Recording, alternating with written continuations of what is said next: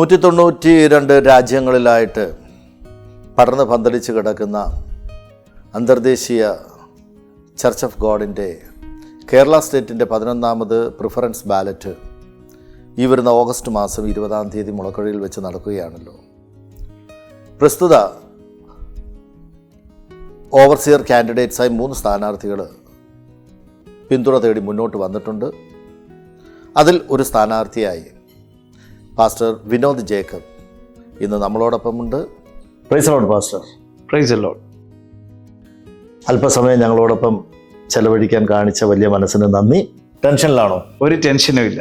സന്തോഷം, സമാധാനം. Price the Lord.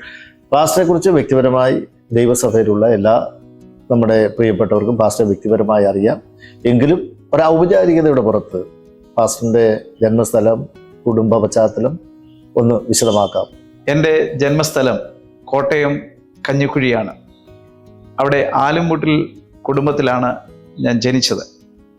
എൻ്റെ ഭാര്യ റീറ്റ വിനോദ് ജേക്കബ് എന്നോടൊപ്പം കർത്തൃശുശ്രൂഷയിൽ വ്യാപൃതയായിരിക്കുന്നു. കൂടാതെ എനിക്ക് 2 മക്കളെയാണ് ദൈവം തന്നിരിക്കുന്നത്. മൂത്ത മകൾ ഗ്രീറ്റ് വിനോദ് ജേക്കബ് ഇപ്പോൾ ന്യൂസിലൻഡിൽ CA പഠനം പൂർത്തീകരിക്കാനായിട്ട് കാത്തിരിക്കുന്നു. അതുപോലെ മകൻ ഗ്രഹാം വിനോദ് ജേക്കബ്, എൻ്റെ മകൻ കൊല്ലത്ത് MCAക്ക് പഠിച്ചുകൊണ്ടിരിക്കുന്നു. ദൈവസഭയുടെ 11ാമത് ഓവർസിയർ സ്ഥാനത്തേക്കുള്ള മത്സരത്തിൽ പാസ്റ്റർ പിന്തുണ തേടുകയാണല്ലോ. ഒരു സ്ഥാനാർത്ഥിയായി മുന്നോട്ട് വരുവാനുണ്ടായ സാഹചര്യം ഒന്ന് വിശദീകരിക്കാം. എൻ്റെ വ്യക്തിപരമായ ആഗ്രഹത്തിലുപരി പ്രസ്ഥാനത്തിലെ ശുശ്രൂഷയിൽ നിന്ന് വിരമിച്ച പാസ്റ്റർമാരും ജനറൽ മിനിസ്റ്റേഴ്സും സെൻട്രൽ പാസ്റ്റർമാരും പ്രാദേശിക സഭാ ദൈവദാസന്മാരും ഞാൻ പഠിപ്പിച്ച് ഇന്ന് ദൈവസഭയിൽ ശുശ്രൂഷയിലായിരിക്കുന്ന ദൈവദാസന്മാരും വിശ്വാസികളിൽ വളരെ പേരും എന്നോട് നിർദ്ദേശിച്ചതിനാലും ഈ വിഷയ സംബന്ധമായി പ്രാർത്ഥിച്ചപ്പോൾ അതിലൊരു ദൈവനിയോഗമുണ്ടെന്ന് മനസ്സിലാക്കിയതിനാലുമാണ് ഞാൻ ഈ ഓവർസിയർ സ്ഥാനത്തേക്ക് മത്സരിക്കുന്നത്. പാസ്റ്റർ, എങ്ങനെയാണ് ഈ പ്രിഫറൻസ് ബാലറ്റിൽ വോട്ട് തേടുന്നത്? ഏതൊക്കെ രീതിയാണ് അവലംബിക്കുന്നത്?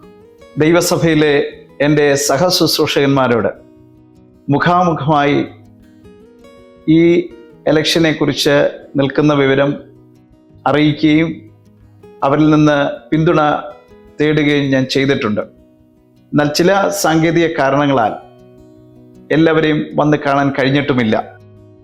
ആയതിനാൽ ഫോണിൽ കൂടെ നേരിട്ട് വിളിച്ച് അവരുടെ പിന്തുണ നേടുവാനും അവർ ആ പിന്തുണ പ്രഖ്യാപിക്കുവാനും ഇടയായി തീർന്നിട്ടുണ്ട്. പ്രചരണം അതിൻ്റെ അവസാന ഘട്ടത്തിലേക്ക് എത്തി നിൽക്കുകയാണ്. വിജയം ഉറപ്പിച്ചോ? തീർച്ചയായും. ആത്മവിശ്വാസം എത്രത്തോളം? ആത്മവിശ്വാസം നന്നായിട്ടുണ്ട്. എന്താണ് വിജയത്തിന് മാനദണ്ഡം? ദൈവത്തിലുള്ള ആശ്രയവും എൻ്റെ സഹശുശ്രൂഷകളിലുള്ള വിശ്വാസവുമാണ് എന്നെ ഈ മാനദണ്ഡത്തിൽ എത്തിച്ചിരിക്കുന്നത്. ചർച്ച് ഓഫ് ഗോഡ് കേരള സ്റ്റേറ്റിൻ്റെ ഒരു പരമോന്നത പദവിയാണല്ലോ ഓവർസിയർ സ്ഥാനം എന്നുള്ളത്. ഈ ഓവർസിയർ സ്ഥാനത്തേക്ക് പാസ്റ്ററിന് വരുവാൻ തക്കവണ്ണം പ്രസ്ഥാനവുമായിട്ട് ഉള്ള മുൻകാല പരിചയം എന്തൊക്കെയാണ്? 4 പ്രാവശ്യം കൗൺസിൽ മെമ്പറായിരുന്നു. Mulakuzha mount Zion bible seminary വാർഡനായി, Thiruvalla India church of God theological സെമിനാരിയിൽ അസോസിയേറ്റ് രജിസ്ട്രാറായി, സെമിനാരി അധ്യാപകനായി, Sunday school board member, council joint treasurer എന്നീ നിലകളിൽ പ്രവർത്തിച്ചിട്ടുണ്ട്. ഇപ്പോൾ Kollam central pastor, UPG director, general convention translation convener എന്നീ ഔദ്യോഗിക സ്ഥാനങ്ങൾ വഹിക്കുന്നു. കൂടാതെ UAE ഓവർസിയറായി പ്രവർത്തിച്ച മുൻപരിചയവും ഈ രംഗത്ത് എനിക്കുണ്ട്. ഔദ്യോഗിക സ്ഥാനങ്ങളോടുള്ള പാസ്റ്ററിന്റെ വീക്ഷണം എന്താണ്? ഓരോ സ്ഥാനവും ഓരോ ശുശ്രൂഷയാണ്. അതൊരു ക്ലിനിക്കൽ പദമാണ്. രോഗിക്കും മുറിവേറ്റവനും കൊടുക്കുന്ന പരിചരണത്തെ സൂചിപ്പിക്കുന്നു. ഔദ്യോഗിക സ്ഥാനം സേവനത്തിന് വേണ്ടിയാണ്. അധ്യക്ഷ സ്ഥാനം കാംക്ഷിക്കുന്നവൻ നല്ല വേല ആഗ്രഹിക്കുന്നു എന്ന് സഭാ ശുശ്രൂഷകന്മാർക്കുള്ള നിയമം ഇവിടെ ബാധകമാണ്. സേവന മനോഭാവം ഇല്ലാത്ത അധികാരം മർദ്ദനോപാധിയായി മാറും. പാസ്റ്റർ ഓവർസിയർ ആയാൽ നടത്തുവാൻ ഉദ്ദേശിക്കുന്ന കർമ്മ പദ്ധതികൾ എന്തൊക്കെയാണ്? കേരളത്തിലെ 14 ജില്ലകളിലും പ്രവർത്തനം ശക്തിപ്പെടുത്തുവാനായിട്ടുള്ള നടപടികൾ ആരംഭിക്കും. പൊതുവെ പെന്തക്കോസ്തിൻ്റെയും ദൈവസഭയുടെയും പ്രവർത്തനങ്ങൾ ശുഷ്കമായ മേഖലകളിലേക്ക് പ്രത്യേക പാക്കേജ് കൊണ്ടുവരും.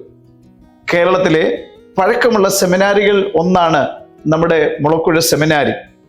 ഇന്നത്തേതിലും മികച്ച ദൈവശാസ്ത്ര ബിരുദം നൽകുന്ന A+ നിലവാരത്തിലേക്ക് അതിനെ ഉയർത്തും.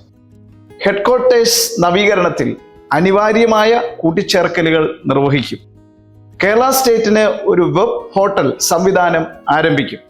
രജിസ്ട്രേഷൻ നടപടികൾ എളുപ്പമാക്കുവാനും ഓരോ സഭയുടെയും ശുശ്രൂഷകന്മാരുടെയും അടിസ്ഥാന വിവരങ്ങൾ അതിൽ ലഭ്യമായിരിക്കുകയും ചെയ്യും. ശുശ്രൂഷകന്മാരുടെയും കുടുംബങ്ങളുടെയും ക്ഷേമത്തിനുള്ള ശാസ്ത്രീയ പദ്ധതികൾ വൈദഗ്ധ്യമുള്ളവരുടെയും എൽഡേഴ്സിന്റെയും സഹകരണത്തോടെ നടപ്പിലാക്കും. ഇതുവരെയുള്ള പുനരധിവാസ പ്രവർത്തനങ്ങളിൽ മുൻഗാമികൾ ബാക്കി വെച്ചത് പൂർത്തിയാക്കുകയും ചെയ്യുന്നതായിരിക്കും. ഔപചാരികമായ അഡ്മിനിസ്ട്രേഷനപ്പുറം വിപുലമായ പ്രവർത്തന രീതിയായിരിക്കും അവലംബിക്കുന്നത്.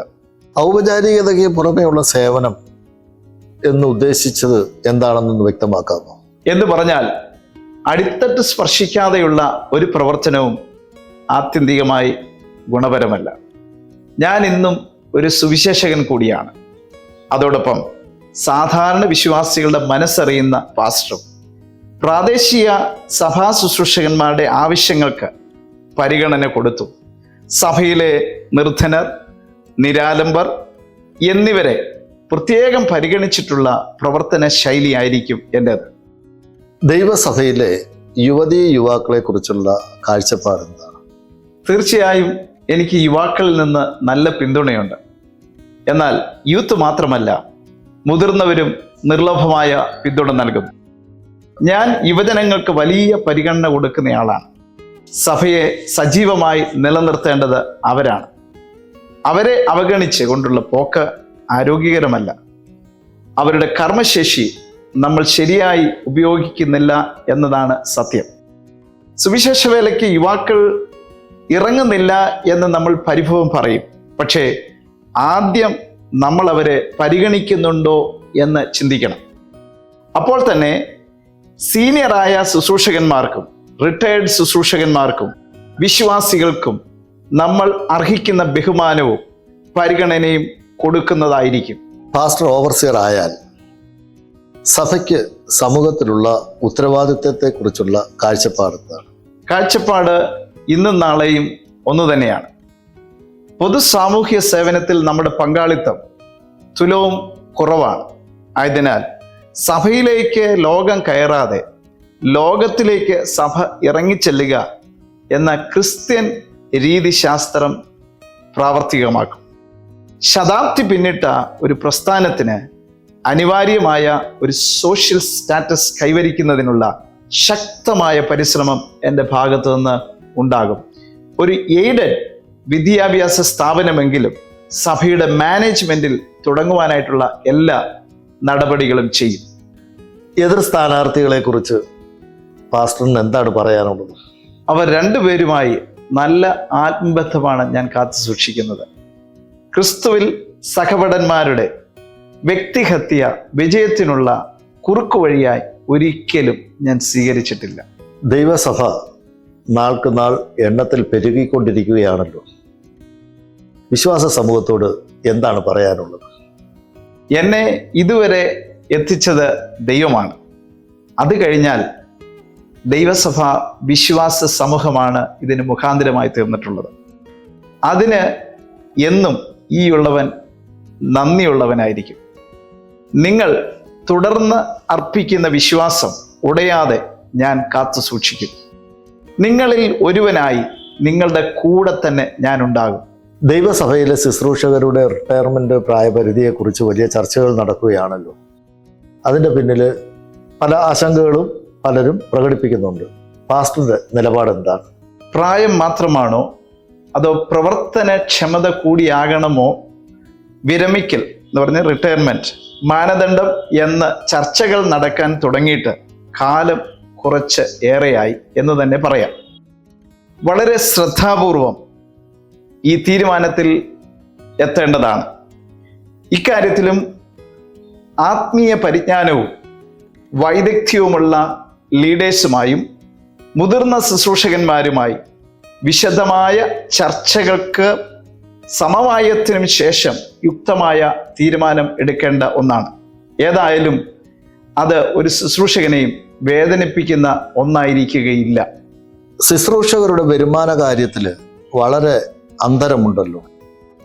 ഒരുപക്ഷം ശുശ്രൂഷകർക്ക് നല്ല വരുമാനം ലഭിക്കുമ്പോൾ നല്ലൊരു ഭൂരിപക്ഷം ശുശ്രൂഷകർക്ക് അവരുടെ വരുമാനം തുച്ഛമായിരിക്കും. ഈ അന്തരത്തെ പാസ്റ്റർ എങ്ങനെ നോക്കിക്കാണുന്നു?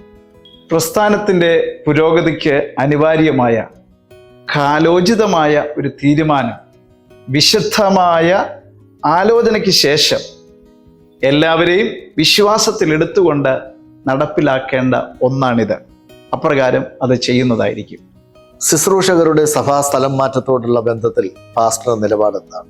വളരെ കൃത്യമായും നീതിയുക്തമായും ട്രാൻസ്ഫർ വിഷയങ്ങൾ ചെയ്യുന്നതായിരിക്കും. ഓഗസ്റ്റ് 20 നടക്കുന്ന പ്രിഫറൻസ് ബാലറ്റിൽ എല്ലാ വിജയാശംസകളും പാസ്റ്റർ നേരുന്നു. ഇത്രത്തോളം സമയം അനുവദിച്ചു തന്നതിന് വളരെ നന്ദി. നിങ്ങളുടെ എല്ലാവരുടെയും സ്നേഹത്തിനും പിന്തുണയ്ക്കും വളരെ നന്ദി. പാസ്റ്റർ വിനോദ് ജേക്കബ്, ഞാൻ ഉൾപ്പെട്ടു നിൽക്കുന്ന കൊല്ലം സെൻറ്ററിൻ്റെ ശുശ്രൂഷകൻ കൂടിയാണ്. അദ്ദേഹം ഓവർസിയർ സ്ഥാനത്തേക്ക് മത്സരിക്കുന്നു എന്നറിഞ്ഞപ്പോൾ തന്നെ എനിക്ക് വലിയ സന്തോഷം തോന്നി. ആദ്യ സമയങ്ങളിൽ തന്നെ ഒരു അഭിമുഖം അദ്ദേഹവുമായി നടത്തണം എന്നെനിക്ക് ആഗ്രഹമുണ്ടായിരുന്നു. എന്നാൽ അദ്ദേഹത്തിൻ്റെ തിരക്കിനിടയിൽ അത് സാധിച്ചില്ല. എന്നാൽ ഇപ്പോൾ ഇങ്ങനെ ഒരു സാവകാശം ലഭിച്ച പശ്ചാത്തലത്തിൽ അദ്ദേഹവുമായി ഒരു അഭിമുഖം നടത്തുവാൻ അവസരം ലഭിച്ചു. അദ്ദേഹത്തിന് ഈ വരുന്ന പ്രിഫറൻസ് ബാലറ്റിൽ ഒരു വൻപിച്ച ഭൂരിപക്ഷത്തോടുകൂടെ ജയിപ്പാൻ തക്കവണ്ണം എല്ലാ പ്രിയപ്പെട്ട സഹശുശ്രൂഷകരുടെയും പ്രാർത്ഥനയും പിന്തുണയും ഒരിക്കൽ കൂടെ ആവശ്യപ്പെട്ട് അദ്ദേഹത്തിന് എല്ലാവിധമായ വിജയാശംസകളും നേരുന്നു. ദൈവം അനുഗ്രഹിക്കുമാറാകട്ടെ.